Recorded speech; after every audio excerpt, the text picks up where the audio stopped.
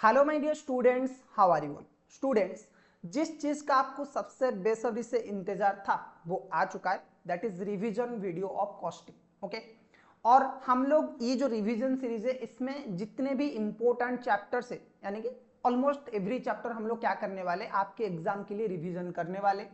ये जो रिवीजन होने वाला है ये बहुत ही डिटेल्ड रिवीजन होगा। ऐसे नहीं है कि मैं सिर्फ जो रीडिंग करके जल्दी जल्दी जल्दी जल्दी कॉन्सेप्ट आपको बताऊंगा, ऐसा नहीं है। हम लोग ईच एंड एवरी चैप्टर को बहुत थरोली रिवाइज करेंगे। उसके साथ साथ उस चैप्टर के जितने भी एग्जाम में आने वाले क्वेश्चन है, जितने भी वेराइटी ऑफ क्वेश्चन है, वो क्वेश्चन भी हम लोग आपके लिए सॉल्व करेंगे। ठीक है, मैं आप लोगों के लिए वो क्वेश्चन सॉल्व करूंगा ताकि एग्जाम से पहले अगर आप ये रिवीजन लेक्चर देख रहे हो तो आपको पता चल जाए कि इस चैप्टर से आप कितने टाइप के, कौन कौन से टाइप के क्वेश्चन एक्सपेक्ट कर सकते हो। ठीक है, अब पॉइंट ये है सर कि ये रिवीजन वीडियो किसके लिए एप्लीकेबल है और कौन से टर्म के लिए एप्लीकेबल है। देखो, टर्म्स कॉस्टिंग में ऐसा कुछ नहीं होता है क्योंकि इसमें अमेंडमेंट्स नहीं आते, तो किसी भी टर्म में हो आप देख सकते हो। लेकिन ये जो वीडियो है ये सीए इंटरमीडिएट ग्रुप 2 में जो आपका कॉस्ट एंड मैनेजमेंट अकाउंटिंग है उनके बच्चों के लिए एप्लीकेबल है, और उसके साथ साथ सीए में इंटर के बच्चों के लिए भी एप्लीकेबल है।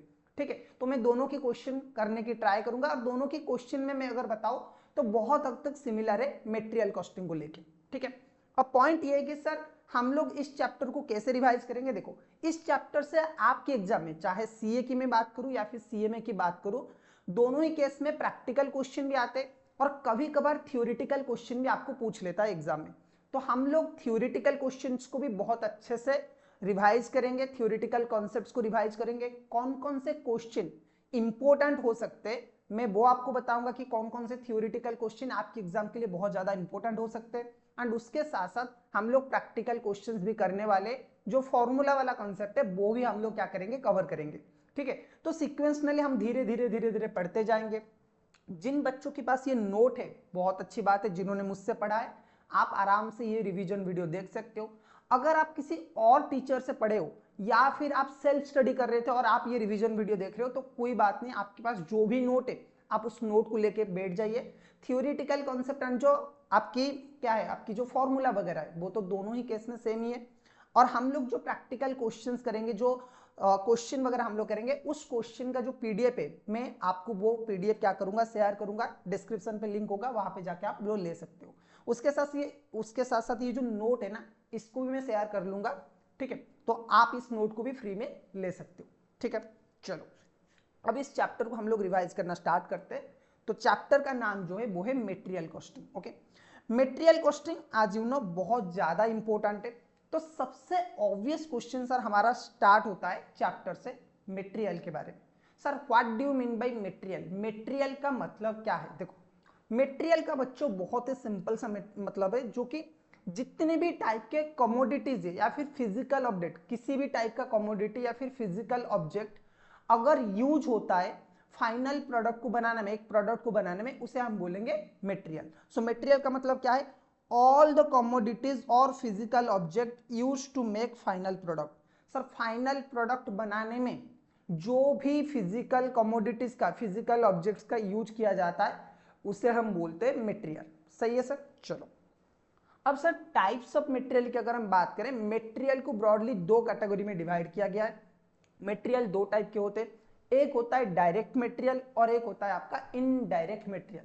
तो सर डायरेक्ट मटेरियल क्या है, देखो डायरेक्ट मटेरियल बहुत ही सिंपल है, मटेरियल जिसके कॉस्ट आप डायरेक्टली किसी प्रोडक्ट को चार्ज कर सकते हो इन an economic feasible manner. Okay, easily अगर आप किसी प्रोडक्ट की कॉस्ट को डायरेक्टली चार्ज कर सकते हो, किसी मटेरियल की कॉस्ट को किसी प्रोडक्ट में डायरेक्टली चार्ज कर सकते हो, तो वो है आपका डायरेक्ट मटेरियल।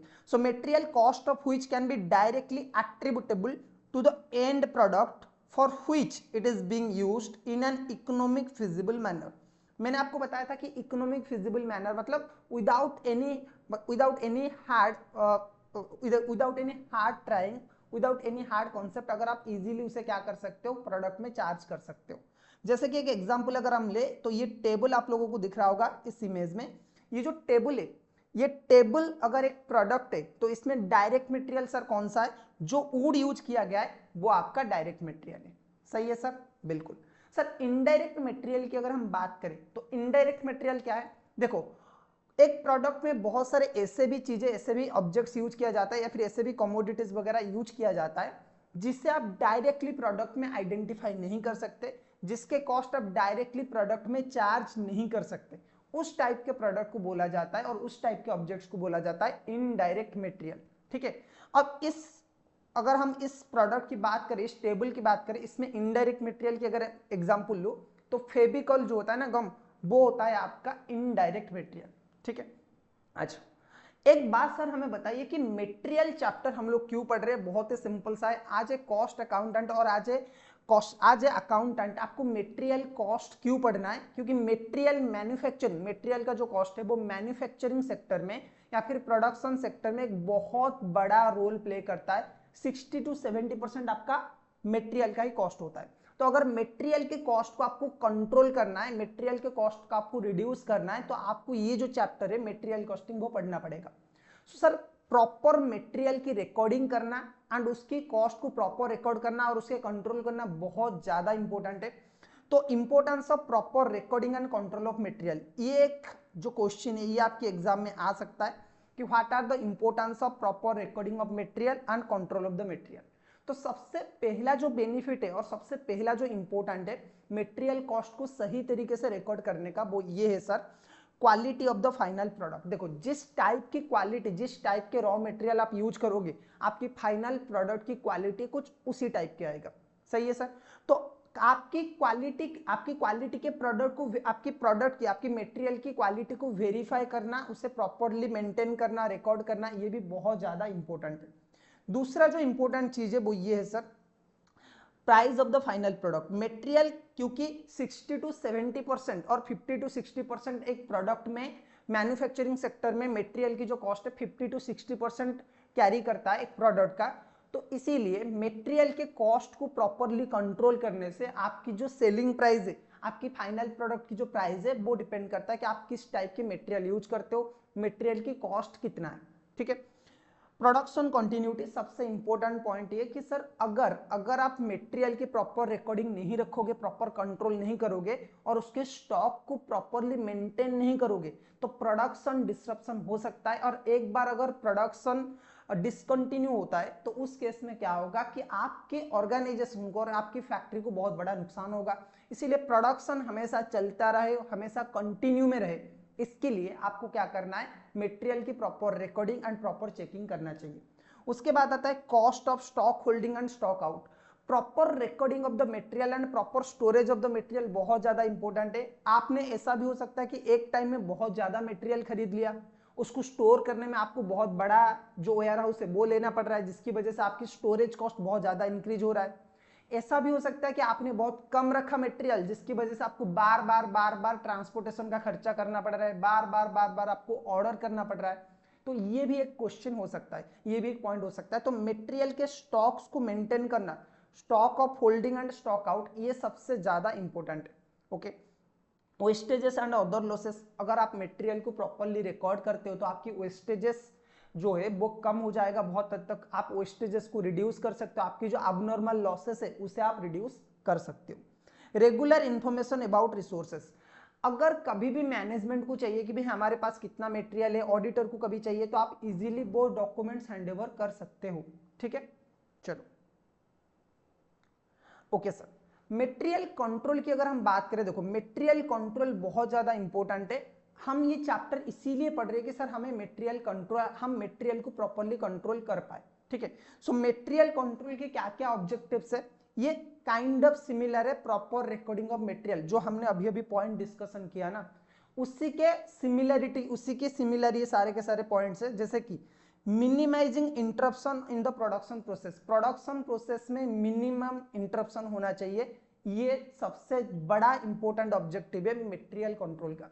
हम मटेरियल कॉस्ट को क्यों कंट्रोल करते हैं और मटेरियल की प्रॉपर कंट्रोलिंग क्यों चाहते हैं? क्योंकि भाई मटेरियल के ऊपर डिपेंड करता है, अवेलेबिलिटी ऑफ मटेरियल के ऊपर डिपेंड करता है कि हमारा प्रोडक्शन कंटिन्यू होगा या फिर बंद हो जाएगा। तो minimising interruption in the production process, this is the first point, कि हम मटेरियल को इसीलिए रिकॉर्ड करते हैं ताकि प्रोडक्शन हमेशा कंटिन्यू रहे, प्रोडक्शन में कोई डिस्ट्रप्शन ना आए।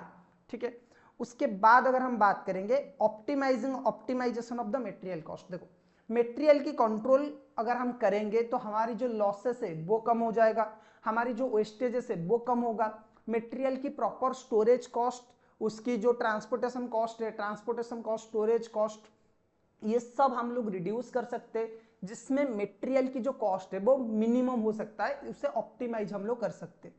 ठीक है, रिडक्शन इन द वेस्टेजेस, जैसे मैंने बताया था कि अगर आप प्रॉपर मटेरियल की कंट्रोल करोगे तो एबनॉर्मल वेस्टेजेस जो भी होता है during the time of production और during the handling of materials, ये रिड्यूस हो सकता है। ठीक है, adequate information, time to time जब भी आपको इन्फॉर्मेशन चाहिए मैनेजमेंट को, आप इजीली क्या कर सकते हो, उसे वो जो इन्फॉर्मेशन है उसे प्रॉपरली टाइम में डिलीवर कर सकते हो। ठीक है, completion of the order in time, अगर कोई कस्टमर ऑर्डर दे रहा है तो आपके पास अगर मटेरियल की प्रॉपर कंट्रोल है तो आप टाइमली ऑर्डर प्लेस कर सकते हो, टाइमली ऑर्डर को फुलफिल कर सकते हो। ठीक है, चलो सर मटेरियल कंट्रोल की 3 स्टेजेस बेसिकली है। मटेरियल कंट्रोल की अगर हम बात करें तो there are 3 stages of material control. एक है आपका मटेरियल प्रोक्योरमेंट कंट्रोल, एक है आपका मटेरियल स्टोरेज कंट्रोल और एक है आपका मटेरियल यूसेज कंट्रोल। ठीक है, एक है मटेरियल प्रोक्योरमेंट कंट्रोल, एक है मटेरियल स्टोरेज कंट्रोल और एक है मटेरियल यूसेज कंट्रोल। ठीक है, मटेरियल प्रोक्योरमेंट कंट्रोल का मतलब मटेरियल जब आप परचेज कर रहे हो तो उस टाइम पे आप मटेरियल की कंट्रोल कैसे कर सकते हो। देखो, material control involves efficient functioning of the following operations. Material control जो है इन सारे ऑपरेशंस की एफिशिएंट यूटिलाइजेशन और एफिशिएंट फंक्शन के ऊपर डिपेंड करता है। Number 1 purchasing of the material, number 2 receiving of the material, number 3 inspection of the material, number 4 storage of the material, number 5 issuing material, number 6 maintenance of the inventory records, उसके बाद आपका stock audit. तो ये सारे जो steps है, these are the crucial steps for controlling material in a factory और in an organization। ठीक है, इसमें सबसे ज्यादा पहला जो स्टेप आता है, सबसे पहला जो स्टेप आता है that is material procurement procedure. Material procurement procedure होता क्या है, देखो मटेरियल प्रोक्योरमेंट प्रोसीजर मतलब एक बड़े से ऑर्गेनाइजेशन में कैसे आपके सिस्टम चलता है from designing to purchase of the material. तो सबसे पहला सर क्या होगा, देखो सबसे पहला है नीड रिकॉग्निशन। सबसे पहला जो स्टेप आता है that is your need recognition. Need recognition का मतलब क्या है सर, कि पहले ऑर्गेनाइजेशन में डिसाइड किया जाएगा कि भाई आपको किस टाइप की मटेरियल चाहिए, और ये कौन डिसाइड करेगा, planning and engineering department. Planning and designing और इंजीनियरिंग डिपार्टमेंट ये डिसाइड करेंगे कि भाई किस टाइप के रॉ मटेरियल हमें चाहिए। उसके बाद आता है आपका परचेज रिक्विजिशन। परचेज रिक्विजिशन मतलब आपकी परचेज ऑर्डर बनेगा कि भाई हमें कितने क्वांटिटी के मटेरियल चाहिए, कौन से ग्रेड के मटेरियल चाहिए। उसके बाद आपका टॉप मैनेजमेंट को एक बार रिव्यू करने के लिए रिक्वेस्ट भेजा जाएगा कि भाई ये जो चीजें ये आपको रिव्यू करना है। ओके, उसके बाद आता है बजट अप्रूवल। भाई टॉप मैनेजमेंट बोलेगा कि हमारे पास इतना पैसा है, आपको इतने पैसे में मटेरियल परचेज करना है। उसके बाद आप क्या करोगे, टेंडर सप्लाई करोगे और कोटेशन की रिक्वेस्ट भेजोगे। जो भी सप्लायर्स है उनको आप चाहे आर्ट्स के थ्रू चाहे न्यूज़पेपर के थ्रू आप क्या कर सकते हो, टेंडर के लिए इनवाइट कर सकते हो कि आप टेंडर अप्लाई करिए। ओके, उसके बाद एक बार टेंडर आपके पास आ गया, उसके बाद आप जिस भी कॉन्ट्रैक्टर के या फिर जिस भी सप्लायर को चूज करोगे उसके साथ नेगोशिएशन करोगे एंड कॉन्ट्रैक्ट करोगे। उसके बाद गुड्स आप लोग रिसीव करोगे। उसके बाद गुड्स रिसीव करने के बाद उसकी आपको 3 वे मैचिंग करना है। Sir what do you mean by 3 way matching, quality quantity value, quality quantity value, ये 3 वे आपको मैचिंग करना है कि आपने जो क्वालिटी के प्रोडक्ट मंगाए थे वो आया है कि नहीं, आपने जिस क्वांटिटी के रॉ मटेरियल मंगाए थे वो आया है कि नहीं, एंड जिस प्राइस पे बोला गया था वो आया है कि नहीं। ओके, उसके बाद आपको करना है इनवॉइस अप्रूवल एंड पेमेंट, और उसके बाद आपको रिकॉर्ड्स में उसे मेंटेन करना है। तो this is the total material procurement procedure in a big organisation. ठीक है, चलो अच्छा, क्या क्या डॉक्यूमेंट सर इशू किया जाता है in material procurement procedure. Material procurement procedure में कौन कौन से ऐसे डॉक्यूमेंट्स है जो कि इशू किया जाता है। देखो बहुत ही सिंपल डॉक्यूमेंट्स है। सबसे इंपॉर्टेंट जो डॉक्यूमेंट है वो है आपका बिल ऑफ मटेरियल। सबसे इंपॉर्टेंट जो डॉक्यूमेंट है वो है आपका बिल ऑफ मटेरियल, और मैं बोलूँ इससे शॉर्ट नोट आपके एग्जाम में आ सकता है। This is one of the most important question. What is bill of material, how many copies of bill of material are prepare, और what are the usage of the bill of material. ये सारे question आपके exam में आज short note आ सकता है। 4 mark का भी आ सकता है, 5 मार्क मतलब 4 मार्क का 5 मार्क का आ सकता है क्वेश्चन। 7 मार्क का तो नहीं आएगा लेकिन 4 और 5 मार्क्स का आ सकता है। ठीक है, तो चलिए देखते। देखो बिल ऑफ मटेरियल बेसिकली है क्या, it is also known as material specification list. ये आपकी एमसीक्यू में भी आ सकता है। मेटेरियल स्पेसिफिकेशन लिस्ट सीए में तो नहीं आएगा, लेकिन सीएमए में आ सकता है। मेटेरियल स्पेसिफिकेशन लिस्ट का दूसरा नाम बिल ऑफ मटेरियल को और क्या बोला जाता है? Material specification list. ठीक है, चलो देखते हैं। It is also known as material specification list और material list. Material list, it is a detailed list specifying the standard quantities and qualities of the material and component required for producing a product or carrying out a job।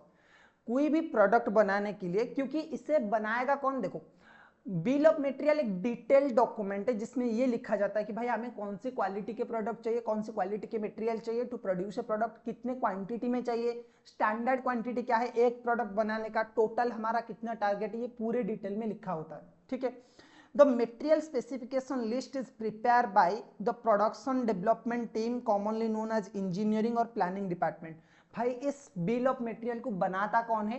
Planning department और engineering department. तो मैं बोलूं ये भी आपका MCQ में आ सकता है। ठीक है, बिल ऑफ मटेरियल को बनाता कौन है? प्लानिंग डिपार्टमेंट और इंजीनियरिंग डिपार्टमेंट। और इसके कितने कॉपीज बनते हैं? बेसिकली इसके 4 कॉपी बनते हैं। एक बनता है मार्केटिंग डिपार्टमेंट के लिए, एक बनता है प्रोडक्शन डिपार्टमेंट के लिए, एक बनता है स्टोर्स डिपार्टमेंट के लिए, और एक बनता है अकाउंटिंग और कॉस्टिंग डिपार्टमेंट के लिए। तो 4 कॉपीज बनते हैं और इसके 4 कॉपीज डिफरेंट डिपार्टमेंट को भेजा जाता है, जैसे कि marketing department, production department, stores department and cost accounting department.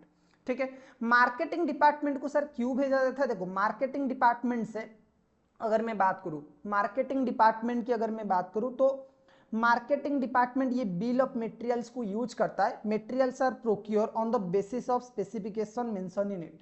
Bill of material में आपकी जो भी स्पेसिफिकेशंस मेंशन है उस बेसिस पे परचेज डिपार्टमेंट, ओके, और मार्केटिंग डिपार्टमेंट क्या करता है? आपकी रॉ मटेरियल्स परचेज करता है। सर प्रोडक्शन डिपार्टमेंट की अगर बात करूं, तो production is planning according to the nature volume of the material required to be used, accordingly material requisition list are prepare. तो प्रोडक्शन डिपार्टमेंट इसी बेसिस पे प्लानिंग करता है कि भाई मटेरियल कितने चाहिए, किस किस टाइम में चाहिए, कैसे प्रोडक्शन होगा, इस बेसिस पे प्लानिंग किया जाता है on basis of material, bill of material.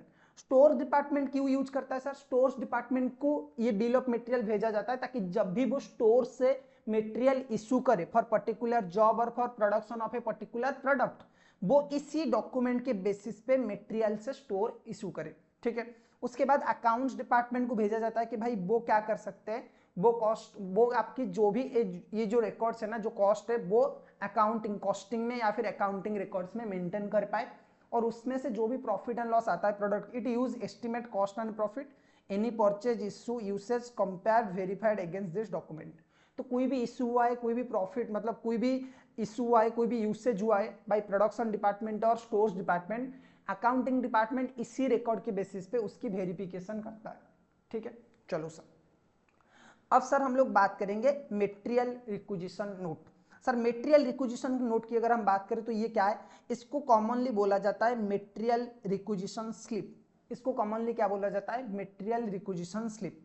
It is a voucher of authority use to get material issued from the store. बहुत ही सिंपल है, जिस भी डिपार्टमेंट को रॉ मटेरियल चाहिए, जिस भी डिपार्टमेंट को रॉ मटेरियल चाहिए, वो स्टोर से जब रॉ मटेरियल लेगा ना, उसे एक डॉक्यूमेंट देना पड़ेगा। That's documents name is bill of material requisition note. आपको अगर स्टोर से मटेरियल चाहिए तो आपको क्या करना पड़ेगा? आपको ये दिखाना पड़ेगा कि भाई आपको कितना मटेरियल चाहिए, और आपके डिपार्टमेंट में जो भी हेड है उस डिपार्टमेंट के सिग्नेचर के, उस हेड की सिग्नेचर के बेसिस पे स्टोर कीपर आपको क्या करेगा? रॉ मटेरियल इशू करेगा। ठीक है, अब ये नॉर्मली जो प्रोडक्शन डिपार्टमेंट है वही बनाता है, क्योंकि उसी को ही रॉ मटेरियल चाहिए प्रोडक्शन के लिए, या फिर अगर कोई अदर डिपार्टमेंट है वो भी क्या कर सकता है? स्टोर से on basis of material requisition note क्या कर सकता है? मटेरियल ले सकता है for use. Okay sir, bill of material and material requisition note दोनों के बीच में क्या डिफरेंस है? देखो ये भी एक इंपॉर्टेंट क्वेश्चन है और ये भी मतलब आपके शॉर्ट नोट वगैरह में आ सकता है। What are the difference between bill of material and material requisition note? बहुत ही सिंपल है, धीरे धीरे हम लोग कवर करते हैं। चलो देखो, बिल ऑफ मटेरियल क्या है? बिल ऑफ मटेरियल नॉर्मली कौन सर प्रिपेयर करता है? प्लानिंग और इंजीनियरिंग डिपार्टमेंट। सिमिलरली आपकी जो मटेरियल रिक्विजिशन नोट है ये नॉर्मली प्रोडक्शन डिपार्टमेंट बनाता है, और कंज्यूमिंग डिपार्टमेंट जो रॉ मटेरियल कंज्यूम कर रहा है वो डिपार्टमेंट नॉर्मली बनाता है। एक साइड पे बिल ऑफ मटेरियल को कौन बना रहा है, इंजीनियरिंग डिपार्टमेंट और प्लानिंग डिपार्टमेंट। इस साइड पे मटेरियल रिक्विजिशन नोट को सर कौन बना रहा है, प्रोडक्शन डिपार्टमेंट और कंज्यूमिंग डिपार्टमेंट, जो रॉ मटेरियल कंज्यूम करता है। ठीक है, सेकंड क्या बोल रहा है देखो, it is A complete schedule of the component parts raw materials required for a particular job और वर्क ऑर्डर। इसमें पूरे डिटेल में लिखा होता है कि भाई एक पर्टिकुलर प्रोडक्ट को बनाने के लिए या फिर एक पर्टिकुलर जॉब को एग्जीक्यूट करने के लिए कौन से ग्रेड के मटेरियल चाहिए, कितने क्वांटिटी में चाहिए, टोटल कितना चाहिए। तो इट्स ए कंप्लीट शेड्यूल, और इसमें बोला जाता है कि आप किस तरह से प्रोडक्शन भी करोगे, उसकी टेक्नोलॉजी, उसकी जो मेथड्स वगैरह है वो सब कुछ लिखा होता है। तो it's a detail document containing quantity of the material, quality of the material, कितने एस्टिमेट्स, फ्यूचर एस्टिमेट्स चाहिए। तो it's a complete document. Whereas material requisition note only is a document asking storekeeper to issue material to consuming department. Material requisition note ज्यादा कुछ नहीं है, simply एक department request करता है स्टोर कीपर को, भाई हमें इतना मटेरियल चाहिए फॉर प्रोडक्शन और फॉर अदर वर्क, तो आपको इतना मटेरियल इशू करना है। ठीक है, अच्छा, it obtain solve the purpose of material requisition note as it is shown the complete schedule of the production. Okay, it can not replace the bill of material. भाई bill of material अगर आप एक बार बना लेते हो ना, material requisition note ना भी बनाओ, क्योंकि बिल ऑफ मटेरियल 4 डिपार्टमेंट को भेजा जाता है, प्रोडक्शन डिपार्टमेंट को भेजा जाता है, मार्केटिंग डिपार्टमेंट और परचेज डिपार्टमेंट को भेजा जाता है, स्टोर्स डिपार्टमेंट को भी भेजा जाता है, उसके साथ साथ अकाउंटिंग डिपार्टमेंट को भी भेजा जाता है। तो आप ऑप्टेन क्या कर सकते हो, जो बिल ऑफ मटेरियल है उसी को मटेरियल रिक्विजिशन नोट की तरह यूज कर सकते हो, लेकिन मटेरियल रिक्विजिशन नोट कभी भी बिल ऑफ मटेरियल को रिप्लेस नहीं करेगा। तो bill of material can replace material requisition note, whereas material requisition note can never replace cannot replace bill of material। ठीक है, अच्छा, फोर्थ नंबर क्या है, it can be used for the purpose of quotation. ये similar चीज आप quotation के लिए भी यूज कर सकते हो, क्योंकि इसमें लिखा होता है बिल ऑफ मटेरियल में कि भाई आपको कौन से ग्रेड का मटेरियल चाहिए, कौन सी क्वांटिटी का चाहिए, मतलब कितने क्वांटिटी में चाहिए और कितने वैल्यू में चाहिए, एस्टिमेटेड प्राइस क्या है, तो आप कोटेशन के लिए इसे यूज कर सकते हो। जबकि बिल ऑफ मटेरियल सिर्फ और सिर्फ हिस्टोरिकल पर्पज के लिए यूज किया जाता है, सिर्फ एक रिकॉर्ड के लिए यूज किया जाता है कि भाई हमने स्टोर से इतना मटेरियल लिया है। ठीक है, it helps in keeping A quantitative control of the material drawn through the material requisition. अच्छा देखो, क्योंकि इसे 4 डिपार्टमेंट को भेजा जाता है, परचेज डिपार्टमेंट, आपकी प्रोडक्शन डिपार्टमेंट, स्टोर्स डिपार्टमेंट, तो ये क्वालिटेटिव क्वांटिटेटिव कंट्रोल की तरह काम करता है। क्योंकि इंजीनियरिंग डिपार्टमेंट जब भी बिल ऑफ मटेरियल बनाता है या फिर प्लानिंग डिपार्टमेंट जब भी बिल ऑफ मटेरियल बनाता है, तो उस टाइम पे वो क्या करते हैं, क्वांटिटी भी मेंशन कर लेते हैं कि भाई हम एस्टिमेट कर रहे हैं टोटल प्रोडक्शन में इतना क्वांटिटी लगेगा। तो अगर उससे ज्यादा क्वांटिटी प्रोडक्शन डिपार्टमेंट ऑर्डर कर रहा है स्टोर्स को, मतलब स्टोर कीपर को बोल रहे हैं कि भाई हमें इससे ज्यादा मटेरियल चाहिए, तो स्टोर कीपर वहां पे क्वेश्चन रेज कर सकता है, क्योंकि वो लोग एक एस्टिमेटेड प्राइस भी डिसाइड करते हैं। तो परचेज डिपार्टमेंट को भी आप कंट्रोल कर सकते हो कि भाई मार्केट में अगर इतना रेट है तो आप इतने ज्यादा में क्यों खरीद रहे हो। उसके साथ साथ प्रोडक्शन डिपार्टमेंट को भी कंट्रोल कर सकते हैं कि भाई हमने एस्टिमेट किया था कि एक्स अमाउंट ऑफ क्वांटिटी लगेगा, आपने उससे ज्यादा क्वांटिटी यूज किया है, तो it's serve as a quantitative control. Okay, it helps in keeping quantitative control on material drawn through material requisition. It shows the material actually drawn from the store. जबकि material requisition note क्या है, actually कितना, कौन से department ने कितना material store से लिया है वो शो करता है।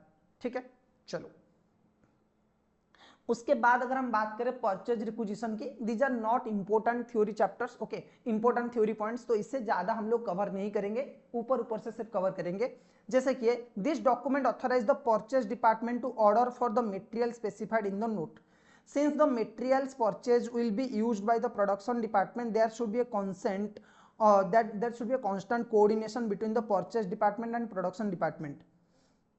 ठीक है, तो परचेज रिक्विजिशन क्या है कि भाई आप परचेज डिपार्टमेंट को, a purchase requisition is a form use for making a formal request to the purchasing department to purchase material. जब भी मटेरियल की जरूरत आपको होगा, जब भी मटेरियल स्टोर्स में नहीं होगा या फिर कोई स्पेसिफिक क्वांटिटी का, स्पेसिफिक क्वालिटी का मटेरियल आपको चाहिए, तो आप एक सिंपल परचेज रिक्विजिशन रेज कर सकते हो टू परचेज डिपार्टमेंट कि भाई हमें मटेरियल चाहिए, आप परचेज करो।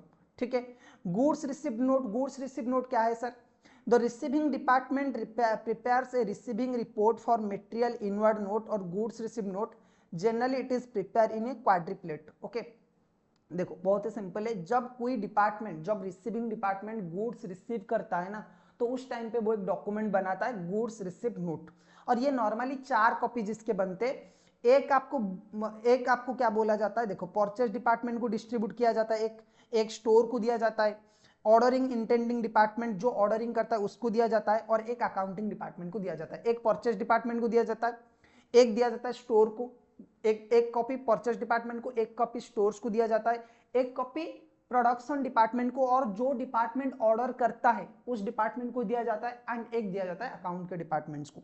Okay, material return note. Material return क्या होता है, देखो कुछ टाइम में क्या होता है कि अगर कोई प्रोडक्ट आपने मंगाया, कोई मटेरियल आपने ऑर्डर किया है, लेकिन वो रिक्विजाइट क्वालिटी का नहीं है, वो रिक्विजाइट क्वांटिटी में नहीं है, या फिर जो वैल्यू आपने बोला था उस वैल्यू का नहीं है, तो नॉर्मली क्या होता है, आप उस मटेरियल को रिटर्न करते हो। तो जब रिटर्न करोगे ना, तब आपको बनाना पड़ेगा मेटेरियल रिटर्न नोट। ठीक है, नहीं चाहिए। उसके बाद हम लोग बात करेंगे सर एक इंपॉर्टेंट पॉइंट में जिसका नाम है वैल्यूएशन ऑफ द मटेरियल। और देखो नॉर्मली सीए की क्वेश्चन अगर देखोगे, सीए की क्वेश्चन में इस टॉपिक से आपका क्वेश्चन आ जाता है, valuation of the material. Okay, CMA में नॉर्मली आपका लेबल सेटिंग हो, ईओक्यू हो, इससे क्वेश्चन आता है, लेकिन सीए में, सीए की बात कर रहा हूं, उसमें कभी कभी इस टॉपिक से क्वेश्चन आ जाता है, और इस पॉइंट से क्वेश्चन आ जाता है, how to value material. Okay, देखो सिंपली एक लेमैन लैंग्वेज में प्रैक्टिकल क्वेश्चन इससे आ सकता है, तो बहुत इंपॉर्टेंट है। वैल्यू ऑफ द मटेरियल की अगर मैं बात करूं, वैल्यू ऑफ द मटेरियल में आपको एक चीज समझना है कि आप मटेरियल की वैल्यूएशन कैसे करोगे।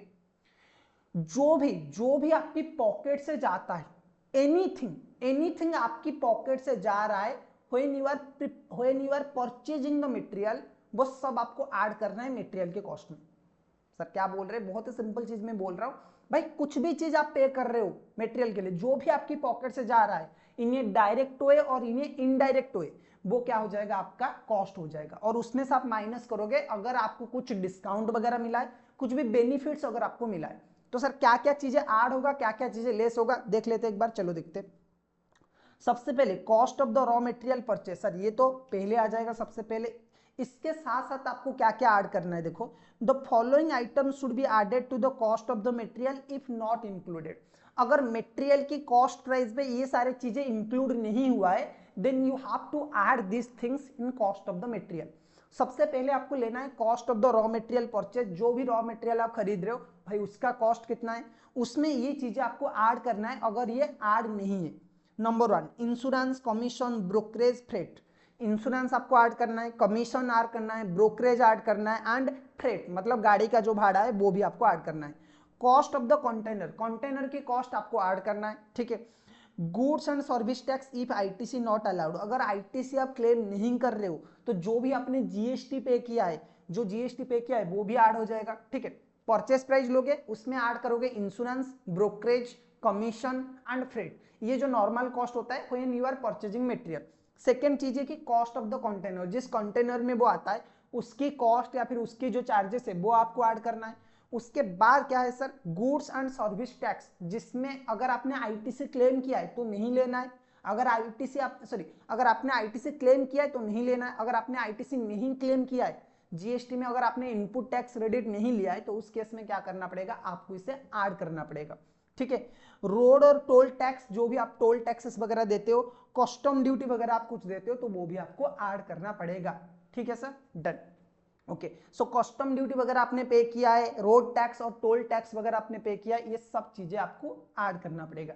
सर आप माइनस क्या करोगे, देखो ट्रेड डिस्काउंट हो गया, क्वांटिटी डिस्काउंट हो गया, जो भी है, other than cash discount, other than cash discount, अगर आपको जो भी चार्जेस मिला है, अगर आपको जो भी डिस्काउंट मिला है, अदर देन कैश डिस्काउंट, अगर आपको कोई भी डिस्काउंट मिला है तो वो डिस्काउंट को आप क्या करिए, ऐड कर लीजिए। ठीक है, उसके बाद सब्सिडी और ग्रांट रिसिप्ट, सब्सिडी और ग्रांट वगैरह आपको मिला है तो वो भी आप क्या करिए, ऐड कर लीजिए। ठीक है, so all type of discount like trade discount, quantity discount, subsidy, grant, ये सब आप ऐड कर लीजिए। ठीक है, सॉरी इस सबको माइनस कर लीजिए, ऑल टाइप ऑफ डिस्काउंट को माइनस करना है, ऑल टाइप ऑफ सब्सिडी और ग्रांट रिसिप्ट उसे माइनस करना है। ठीक है, अब इंपॉर्टेंट नोट, आप एक चीज याद रख लीजिए कि सर कौन कौन से आइटम्स को आपको मटेरियल की वैल्यूएशन में नहीं लेना है, कॉस्ट ऑफ द मटेरियल की वैल्यूएशन में कौन कौन सी चीजों को आपको नहीं लेना है स्ट्रिक्टली। नंबर 1 डिमरेज चार्जेस, शिप के जो चार्जेस वगैरह होते हैं ना, लेट चार्जेस वगैरह, वो आपको नहीं लेना है। डिटेंशन चार्जेस और फाइन, अगर आपने कोई पेनाल्टी वगैरह दिया है, जैसे कि कॉमन चार्ज होता है कि पेनाल्टी फॉर ओवरलोडिंग, आपने जिस टेम्पो से या फिर आप जिस लॉरी से आपकी मटेरियल मंगा रहे थे ना, उस टाइम पे क्या हुआ कि उसने ओवरलोड करके लाया, तो जो रास्ते पे क्या हुआ कि आपकी जो भी इंस्पेक्टर वगैरह होते हैं उन्होंने उसके ऊपर फाइन लगा लिया, ओवरलोडिंग चार्जेस, वो ऐड नहीं होगा। जो भी डेमोरेज चार्जेस शिप के लिए आपने पे किया है वो ऐड नहीं होगा। पेनाल्टी वगैरह आपने अगर कुछ पेमेंट किया है तो वो भी ऐड नहीं होगा। कैश डिस्काउंट वगैरह आपने कुछ पेमेंट किया है तो वो भी मतलब कैश डिस्काउंट अगर आपको कुछ ये किया गया है तो वो भी माइनस नहीं होगा। तो इनका कुछ भी ट्रीटमेंट नहीं होगा, ऊपर 3 तो ऐड नहीं किया जाएगा और इससे भी माइनस नहीं किया जाएगा। तो आपका डिमोरेज चार्जेस, डिटेंशन चार्जेस और फाइन, पेनाल्टी वगैरह हो गया, कैश डिस्काउंट हो गया, ये आपके क्या होगा, कोई भी इसका treatment cost of the material में नहीं होगा। ठीक है सर, चलिए ठीक है। एक और चीज आप लोगों को याद रखना है sir, cost of the normal loss is included while calculating the cost of the material but cost of abnormal loss is excluded from the cost of the material. Sir जब भी आप cost of the material calculate कर रहे हो, normal loss अगर कुछ हुआ है due to evaporation, due to shrinkage of material, ये सब नेचुरल सिंक्रेज, इन सब चीजों की वजह से अगर आपको कुछ लॉसेस वगैरह हुआ है देन वो अलाउड हो जाएगा। लेकिन अगर अबनॉर्मल लॉस की हम बात करें, ड्यू टू एक्सीडेंट वगैरह हो गया, ड्यू टू बैड मतलब ट्रांसपोर्टेशन में कुछ एक्सीडेंट वगैरह हुआ, डैमेज हो गया, अबनॉर्मल वेस्ट हुआ, उसका जो कॉस्ट है वो ऐड नहीं होगा। ठीक है, उसका जो कॉस्ट है वो ऐड नहीं होगा। तो सर क्या करें, एक क्वेश्चन कर लेते हैं इसका। चलिए उसके एक क्वेश्चन हम लोग करेंगे इसका। तो चलिए सर हम ये क्वेश्चन करते हैं इलस्ट्रेशन 1, ये सीए के मैट में, ओके, सीए की जो इंस्टीट्यूट का मैट है उसी में। और ये जो क्वेश्चन है, ये क्वेश्चन बेसिकली आपका है computation of cost of the material. तो क्या क्वेश्चन है एक बार मैं रीड करता हूं। An invoice in respect of a consignment of chemical A and chemical B providing following information। अच्छा, एक इन्वॉइस से हमें ये पता चलता है कि chemical A and chemical B की जो इंपोर्ट हुआ है या फिर कंसाइनमेंट हुआ है उसमें कितना खर्चा हुआ है। देखो केमिकल ए हमने मंगाया है 10,000 केजी का एट ए रेट ऑफ ₹10 पर केजी, यानी कि आपका टोटल कॉस्ट आता है 1 लाख, ये परचेज प्राइस है। Okay, cost of the purchase. Chemical A हमने मंगाया है 10,000 केजी का एट ₹10 पर केजी, जो कि 1 लाख का है। केमिकल बी की अगर मैं बात करूं, केमिकल बी 8,000 केजी है eight a rate of ₹13 per KG. Okay, chemical ए है 10,000 केजी का एट ए रेट ₹10 पर केजी। केमिकल बी जो है वो 8,000 केजी का है eight a rate of ₹13 per kg, so 1,04,000। Basic custom duty at 10%, credit not allowed, मतलब यहाँ पे कोई क्रेडिट नहीं मिल रहा है। 20,400 का है basic custom duty at a rate of 10%। तो ए का कितना हो जाएगा 10,000, 1 लाख का 10%, और बी का कितना हो जाएगा 10,400, 1,04,000 का 10%। सर रेलवे फ्रेट की अगर हम बात करें, रेलवे फ्रेट कितना है सर 3,840, ये रेलवे फ्रेट है। अब इसको सर कैसे डिवाइड करेंगे वो हम आगे बात करेंगे। ठीक है, टोटल कॉस्ट आपका कितना आ रहा है 2,28,240। सर क्वेश्चन का इतना है बिल्कुल नहीं। यहां तक आपको क्वेश्चन में समझ में आ गया कि भाई हमने 2 प्रोडक्ट मंगाया है, chemical A chemical B. Chemical A हमने मंगाया है 10,000 केजी का, केमिकल बी हमने मंगाया है 8,000 केजी का। केमिकल ए की जो प्राइस है वो 10 रुपए है, केमिकल बी की जो प्राइस है वो 13 रुपए पर केजी है। ठीक है, बेसिक कस्टम ड्यूटी हमने 10% पे किया है, जिसके ऊपर हमें कोई क्रेडिट नहीं मिलता है। सेकेंड चीज है कि रेलवे फ्रेट हमने पे किया है 3,840 का। टोटल कॉस्ट हमारा आ रहा है 2,28,240 का। Right sir, right sir. चलिए उसके बाद हम बात करते हैं shortage of the ₹500 kg in chemical A and 320 kg in chemical B is notice due to normal breakage. You are required to compute the rate per kg of each chemical assuming a provision of 2% for further deterioration. Okay, chemical A में total loss हुआ है 500 kg का, chemical B में loss हुआ है 320 kg का। ठीक है, और ये नोटिस किया गया कि ये नॉर्मल लॉसेस है, ड्यू टू नॉर्मल ब्रेकेज ये लॉस हुआ है। ओके, केमिकल ए में 500 kg का, केमिकल बी में 320 kg का। Okay, you are required to compute the rate per kg of each chemical assuming a provision of 2% for further deterioration। ऐसा हम assume कर रहे हैं कि भाई एक नॉर्मल ब्रेकेज भी आप ले लीजिए 2% का, 2% में फर्दर डिटोरेशन होगा, ये नॉर्मल लॉस है। ठीक है, आपको निकालना पड़ेगा cost per KG of material. तो चलिए देखते हैं कैसा है, बहुत ही सिंपल। पहले जो भी लॉसेस वगैरह हुआ है ना, due to deterioration, due to आपकी जो भी लॉस हुआ है, उसके लिए लॉस कितना हुआ है चलिए एक बार कैलकुलेट कर लेते हैं। हमने computation of effective quantity of the each chemical available for use, देखिए बहुत ही सिंपल है। टोटल क्वांटिटी कितना है आपका 10,000 ए का है, बी का है 8,000 का, less shortage due to normal breakage, normal breakage की वजह से शॉर्टेज आपका कितना हुआ है 500 एंड 320 का, तो टोटल कितना आ जाएगा 9,500 एंड 7,680। यहाँ तक क्लियर सर? बिल्कुल। Less provision for deterioration, deterioration के लिए हमने प्रोविजन लगाया है 2% का कि भाई इतना डेटोरेट हो सकता है, तो 190 एंड 9,500 का कितना परसेंट है 2%, 190, और 7,680 का 2% है 153.6। एक बार दोबारा मैं बता रहा हूं, क्वांटिटी परचेज 10,000 kg 8,000 kg, दोनों में नॉर्मल ब्रेकरेज कितना का हुआ है 500 का 320 का, टोटल कितना आ गया 9,500 एंड 7,680 का आ गया। इसमें से आपको माइनस करना प्रोविजन, 9,500 का 2%, इतना हमें लगता है कि भाई डेटोरेट हो सकता है 190। बी का कितना हो सकता है सर 7,680, इसका 2%, तो 153.6। तो क्वांटिटी अवेलेबल कितना आ जाएगा 9,310 और इसका कितना आ जाएगा 7,526.4।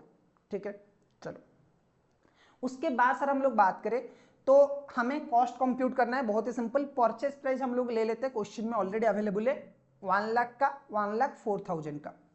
ऐड कर लेते हैं basic custom duty, basic custom duty 10% का है, इसका 10,000, इसका 10,400। ठीक है, अच्छा रेलवे फ्रेट जो है वो हम क्वांटिटी के हिसाब से क्या करते हैं डिवाइड कर लेते हैं। क्वांटिटी कितना है सर 10,000 8,000 का, तो आप 10:8 भी कर सकते हो, 5:4 भी कर सकते हो, इस रेशियो में आपको डिवाइड करना है। तो जितना क्वांटिटी हमने मंगाया है उस हिसाब से रेट होगा। ठीक है, जो फ्रेट होगा वो इसी हिसाब से होगा कि कितना क्वांटिटी हमने मंगाया है, तो उस हिसाब से आपकी रेलवे का जो फ्रेट था वो टोटल कितना था सर, रेलवे का फ्रेट सर हमारा टोटल था 3,840, उसको आप 5:4 रेशियो में डिवाइड कर लीजिए, 2,133, और ये कितना आ जाएगा 1,707। अब टोटल कॉस्ट सर आ गया, टोटल कॉस्ट एक बार आ गया, हमारा जितना क्वांटिटी अवेलेबल है उसमें डिवाइड कर लीजिए, आपका रेट पर केजी आ जाएगा। ठीक है सर, सही है सर? बिल्कुल, आंसर इज यस। यहां तक कोई डाउट है बता दीजिए मुझे। ठीक है, सो क्या क्या सर हमने किया, कुछ नहीं किया हमने, जो भी हमारा कॉस्ट था देखो हमने सब कुछ वो ऐड कर लिया। सबसे पहले अगर इस टाइप के क्वेश्चन आपके एग्जाम में आता है तो बहुत अच्छा है, आप इजीली इसका आंसर कर सकते हो।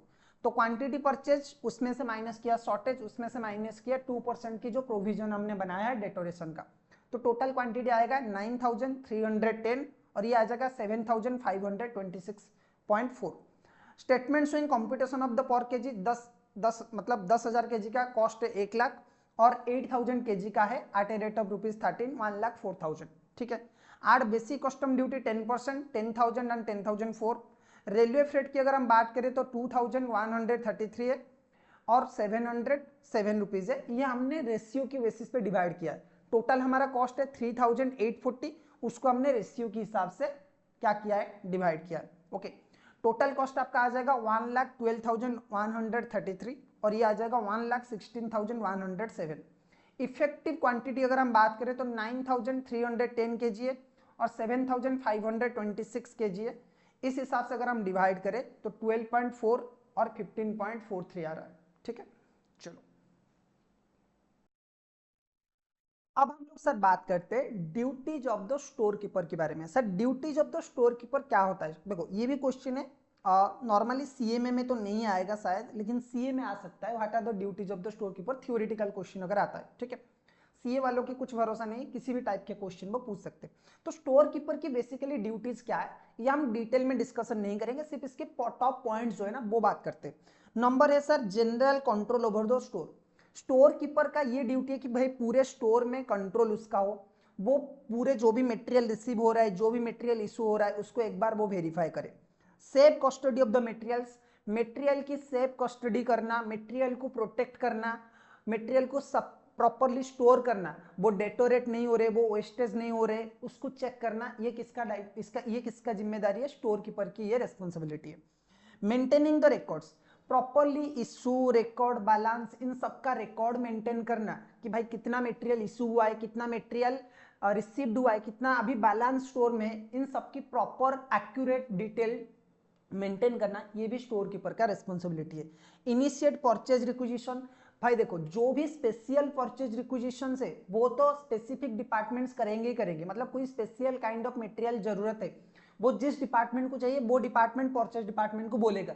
लेकिन जो regular day to day business में जो रॉ मटेरियल यूज होता है ना, उसका जो परचेज ऑर्डर है ये स्टोर कीपर करता है जब भी उस मटेरियल के स्टॉक स्टोर में खत्म हो जाते हैं। ठीक है, सपोज एक कंपनी में ए बी सी ऐसे करके 3 रॉ मटेरियल रेगुलरली यूज हो रहे हैं, तो स्टोर कीपर क्या करेगा, जब भी इनकी क्वांटिटी खत्म हो जाएगा मिनिमम लेवल से या फिर रीऑर्डर लेवल से, वो तब क्या करेगा, परचेज डिपार्टमेंट को बोलेगा कि भाई आपको फ्रेश परचेज करना है। ठीक है, तो परचेज ऑर्डर इनिशिएट करना ये भी स्टोर कीपर का रिस्पॉन्सिबिलिटी है। Maintaining the adequate stock level, stock level maintain करना, जैसे कि maximum level, minimum level, reorder level, ये सबको टाइमली मेंटेन करना, ये भी स्टोर कीपर का रिस्पॉन्सिबिलिटी है। इशू ऑफ द मटेरियल, जब भी किसी डिपार्टमेंट को रॉ मटेरियल चाहिए on basis of purchase requisition, sorry on the basis of material requisition note. Okay, देखो जब भी किसी डिपार्टमेंट को रॉ मटेरियल चाहिए on basis of material requisition note और material requisition slip, store keeper क्या करेगा, स्टोर से रॉ मटेरियल इशू करेगा, ये भी उसकी रेस्पॉन्सिबिलिटी और ड्यूटीज में आता है। स्टॉक वेरिफिकेशन एंड रिकॉन्सिलेशन, एक पर्टिकुलर पीरियड में, एक particular during a particular period और एक पर्टिकुलर पीरियड के अंदर क्या करना है, स्टोर कीपर क्या करेगा, जो कॉस्ट, जो स्टॉक ऑडिट है ना वो अपनी तरफ से करेगा, यानी कि स्टॉक की वेरिफिकेशन, उसकी रिकॉन्सिल, जितना इशू हुआ है, जितना बैलेंस हुआ है, जितना रिसीव हुआ है, जितना इशू हुआ है, जितना बैलेंस है, उसकी प्रॉपर वेरिफिकेशन करेगा, प्रॉपर रिकॉन्सिलेशन करेगा। ठीक है, चलो उसके बाद सर बात करते हैं बिन कार्ड्स के बारे में। सर बिन कार्ड्स बेसिकली क्या है, देखो बिन कार्ड की अगर मैं बात करूं तो बिन मतलब एक स्टोरेज प्लेस है। बिन का मतलब क्या है, एक स्टोरेज प्लेस है जहां पे मटेरियल स्टोर करके रखा जाता है। तो सर बिन कार्ड क्या है, नॉर्मली क्या होता है कि जब एक बड़ा सा बिन होता है जिसमें रॉ मटेरियल स्टोर किया जाता है, उसमें कितना मटेरियल डाला गया, कितना मटेरियल निकाला गया, मतलब कितना रिसीव हुआ है, कितना इश्यू हुआ है और कितना अभी बैलेंस है, उससे पता करने के लिए एक छोटा सा एक कार्ड उसी बिन में ही मेंटेन किया जाता है और उस बिन के पास में मेंटेन किया जाता है। तो जब कोई लेबर आएगा उसमें सामान डालेगा बिन में, तो वहां पे वो रिकॉर्ड करेगा कि इतना ऐड हुआ है, जब भी कोई लेके जाएगा वो माइनस करेगा। ऐसे करके आपको एग्जैक्टली पता चल जाएगा कि भाई at the end of the day और at the end of the time और पीरियड आपके पास कितना रॉ मटेरियल है। तो इसको बोला जाता है बिन कार्ड। ओके, अब ये बिन कार्ड की क्या क्या एडवांटेजेस है, देखो एक बार बात करते हैं बिन कार्ड की। It is a quantitative record of inventory which shows quantitative inventory available in a particular bin. Bin refer to a box, container, space where materials are kept. Card is placed with each bin. Space is record with each bin to record the detail of the material like receipt, issue, material. It is maintained by the stores department. Bin card को कौन maintain करता है sir, stores department maintain करता है। ठीक है, अब हम लोग बात करते हैं सर एडवांटेजेस की। सबसे पहला जो इसका एडवांटेजेस है वो ये है, there would be fewer chance of mistake.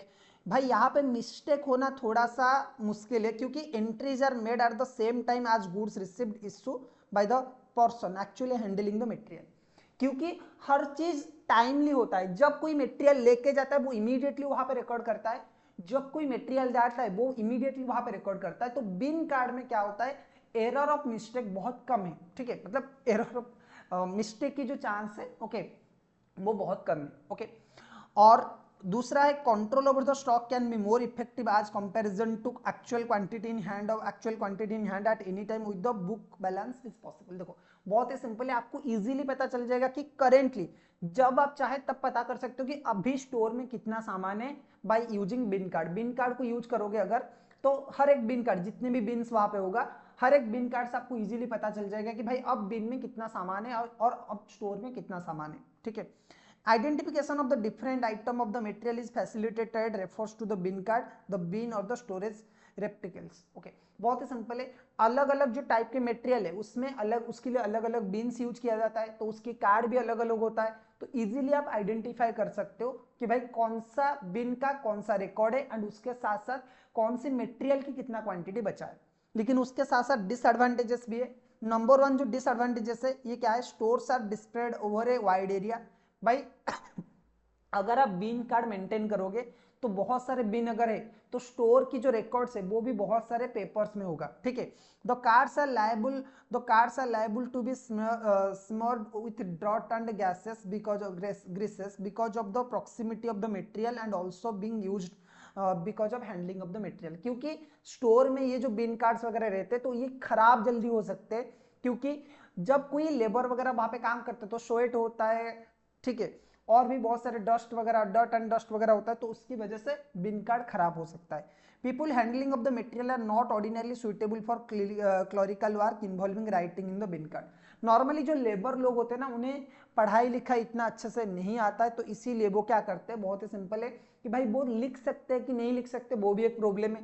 तो अगर जो लोग काम कर रहे हैं वो एग्जैक्टली उसी टाइम पे बिन कार्ड में क्लरिकल वर्क यानी कि रिकॉर्ड मेंटेन कर पाएंगे कि नहीं कर पाएंगे, ये एक बहुत बड़ा क्वेश्चन मार्क है जो कि एक नेगेटिविटी है। ओके, अच्छा सर स्टोर्स लेजर की अगर हम बात करें तो देखो बिन कार्ड में ओनली क्वांटिटी रिकॉर्ड किया जाता है, जबकि स्टोर्स लेजर क्या है, एक प्रॉपर लेजर डॉक्यूमेंट है और इसमें आपकी क्वांटिटी एंड वैल्यू दोनों रिकॉर्ड किया जाता है। देखो A store ledger is maintained to record both quantity and cost of the material received, issue and those of in stock. So ये बिन कार्ड के अपडेटेड वर्जन है। यहाँ पे लेजर अकाउंट बनाया जाता है जिसमें क्वांटिटी भी मेंशन किया जाता है, जिसमें आपकी वैल्यू भी मेंशन किया जाता है। व्हेयरएज बिन कार्ड में सिर्फ और सिर्फ क्वांटिटी मेंशन किया जाता है। It is a subsidiary ledger to maintain the cost ledger. It is maintained by the cost accounting department.